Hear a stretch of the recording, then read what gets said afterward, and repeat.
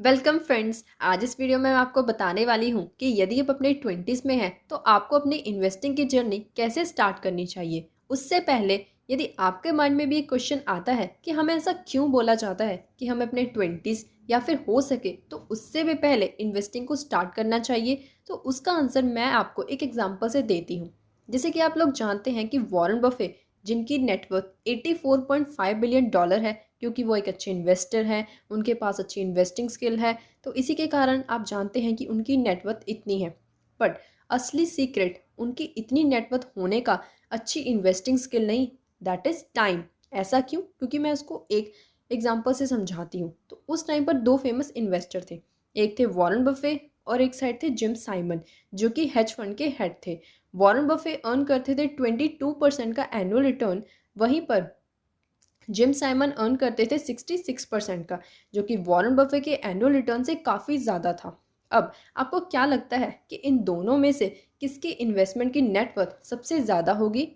तो Warren Buffett की net worth निकली 84.5 बिलियन डॉलर और वहीं पर जिम साइमन की थी 21 बिलियन डॉलर। अब आप सोच रहे होंगे कि ऐसा क्यों? क्योंकि वॉरेन बफे ने अपनी इन्वेस्टिंग की जर्नी जब वो 11 साल के थे तभी स्टार्ट कर दी थी। बट वहीं पर जिम साइमन जब 21 एज में आए तब जाकर उन्होंने अपनी इन्वेस्टिंग की जर्नी को स्टार्ट किया था।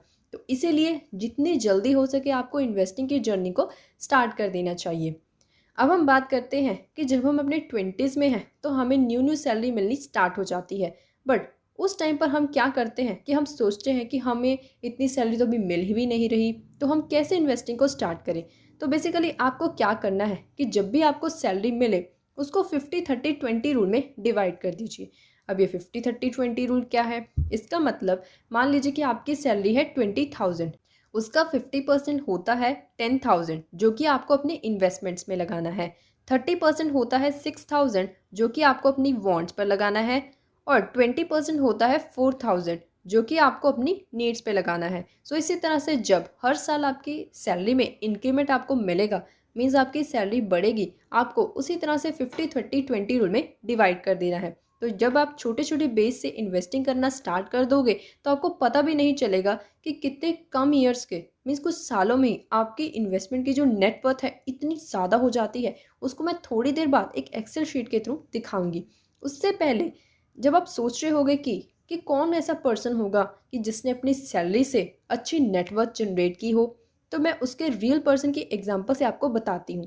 तो एक पर्सन है रोनाल्ड रीड, जो कि अमेरिका में रहता था। वो पर्सन बेसिकली अपनी फैमिली में से इकलौता मेंबर था जिसने ग्रेजुएशन हासिल की थी हाई स्कूल से। वो क्या करता था? गैस स्टेशन पर काम करता था, जहाँ पर वो कार्स को फिक्स करता था।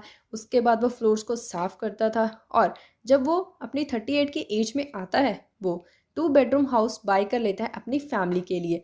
जब 2014 में उसकी डेथ हो जाती है, जब उसकी एज होती है 92, उस टाइम पर एनालिस्ट का कहना था कि ऑलमोस्ट 3,000 अमेरिकन थे जिनकी नेटवर्थ 8 मिलियन डॉलर थी। क्या आपको पता है कि रोनाल्ड रीड उनमें से एक थे जिनकी नेटवर्थ 8 मिलियन डॉलर थी? अब आप सोच रहे होंगे कि ऐसा क्यों? क्योंकि जब भी रोनाल्ड रीड को अपनी सैलरी मिलती थी वो उसको ब्लू चिप स्टॉक्स में इन्वेस्ट कर देते थे। अब ये ब्लू चिप स्टॉक्स क्या है? ब्लू चिप स्टॉक्स मतलब कि वो कंपनीज जो कि काफ़ी लार्ज हैं, मींस उनका लार्ज मार्केट कैपिटलाइजेशन है। वो कंपनीज कंसिस्टेंटली काफ़ी अच्छे टाइम से अच्छा परफॉर्म कर रही हैं, कंसिस्टेंटली उनके रिटर्न्स बढ़ते ही रहते हैं। और इवन ऐसी कंपनीज जब मार्केट गिरती है तो उनके ऊपर ज़्यादा इफेक्ट नहीं पड़ता, तो ऐसे कंपनीज को हम बोलते हैं ब्लू चिप स्टॉक्स, जैसे कि HDFC, Infosys, ITC and so on. आप गूगल पर भी सर्च कर सकते हो, आपको ऐसी बहुत सारी कंपनीज मिल जाएंगी।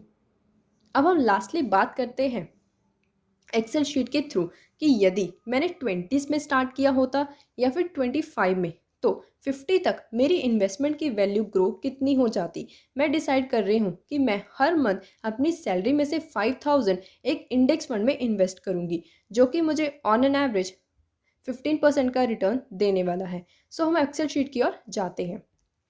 तो जैसे कि आप देख सकते हैं कि एक्सेल शीट हमने ओपन कर ली है। तो मैं क्या कर रही हूँ, पूरे ईयर में 5,000 into 12 is equal to 60,000 invest कर रही हूँ। तो एक साइड मैंने कैलकुलेशन की है 20 एज के अकॉर्डिंग और एक साइड की है 25। दोनों की इन्वेस्टमेंट अमाउंट सेम है, दोनों का रिटर्न सेम है, बट डिफरेंस कितना है? एज का। तो हम चेक करते हैं। तो जब मैंने 20,000 मीन्स अपनी 20 एज में 60,000 इन्वेस्ट किया 15% रिटर्न के लिए, तो मेरी इन्वेस्टमेंट की वैल्यू ग्रो होकर हो जाती है 69,000। सिमिलरली जब मैं 25 में स्टार्ट करती हूँ तो इनिशियली मेरी इन्वेस्टमेंट की वैल्यू कितनी हो जाती है? 69,000। अब हम डायरेक्टली जाते हैं 50 एज में कि जब मुझे रिटायर होना है तो मेरी इन्वेस्टमेंट की वैल्यू ओवरऑल कितनी होने वाली है। तो मेरी इन्वेस्टमेंट की वैल्यू ग्रो होकर हो जाती है 2,99,97,415 रुपीज़, ऑलमोस्ट 3 करोड़। वहीं पर यदि मैंने 25 में स्टार्ट किया होता तो मेरी इन्वेस्टमेंट की वैल्यू सिर्फ होती 1,46,82,718.21 रुपीज़। अब आप सोच रहे होंगे कि इतना ज़्यादा डिफरेंस क्यों?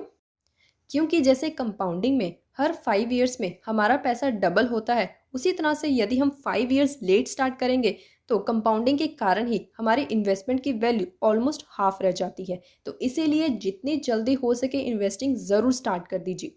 मैंने इस एक्सेल शीट का लिंक डिस्क्रिप्शन बॉक्स में ऐड कर दिया है, आप अपने अकॉर्डिंग चेकआउट कर सकते हैं। अब हम लास्टली बात करते हैं कि हमने ये सब बातें तो जान ली, मेन हमें ये जानना है कि हम अपनी 50% की इन्वेस्टमेंट को, जो मैंने स्टार्टिंग में बताया रूल के अकॉर्डिंग, वो कहाँ करें। तो उसका भी मैं एक सिंपल सा ब्लूप्रिंट आपको दे देती हूँ। आपको क्या करना है कि अपने 50% की इन्वेस्टमेंट अमाउंट को 3 पार्ट्स में डिवाइड कर लीजिए। 70%, 30%, 20% एंड 10%। अब आपको क्या करना है कि जो भी आपका 70% पार्ट है उसको डायरेक्टली इक्विटी मार्केट में इन्वेस्ट कीजिए। उसमें से आपको 40% हिस्सा इंडेक्स फंड में लगाना है, जो कि आपको ऑन एन एवरेज 15 से 16% का रिटर्न देगा, और उसका 30% हिस्सा है वो आपको डायरेक्ट स्टॉक्स पे इन्वेस्ट करना है। अब हम बात करते हैं हमारे 20% पोर्शन के बारे में, जो कि आपको डेट फंड्स में लगाना है, जैसे कि बॉन्ड्स, डिबेंचर्स या फिर कोई भी गवर्नमेंट स्कीम जो भी आपको अच्छी लगती है, क्योंकि उसमें आपको जो रिटर्न मिलेगा वो होता है ऑलमोस्ट 10 से 12% का। लास्टली हमें 10% हिस्सा गोल्ड में इन्वेस्ट करना है, जो कि हमें ऑन एन एवरेज 9 से 10% का रिटर्न देने वाला है। गोल्ड में मेरा मतलब ये नहीं कि आप ज्वेलरी बाई कीजिए, आपको बाई करने हैं गोल्ड बॉन्ड्स या फिर गोल्ड ETFs। सो इस तरह से आपको अपनी इन्वेस्टिंग की जर्नी स्टार्ट करनी है जब अपने 20s में है। आई होप अब आपको ये वीडियो इन्फॉर्मेटिव ज़रूर लगी होगी। आने वाले कुछ वीडियोस में मैं आपको, यदि आप अपने 30s में हैं तो आपको कैसे इन्वेस्टिंग की जर्नी स्टार्ट करनी है उसके ऊपर भी मैं एक डिटेल वीडियो लेकर आने वाली हूँ। आई होप ये वीडियो आपको अच्छी लगी हुई। Till then thank you, bye bye.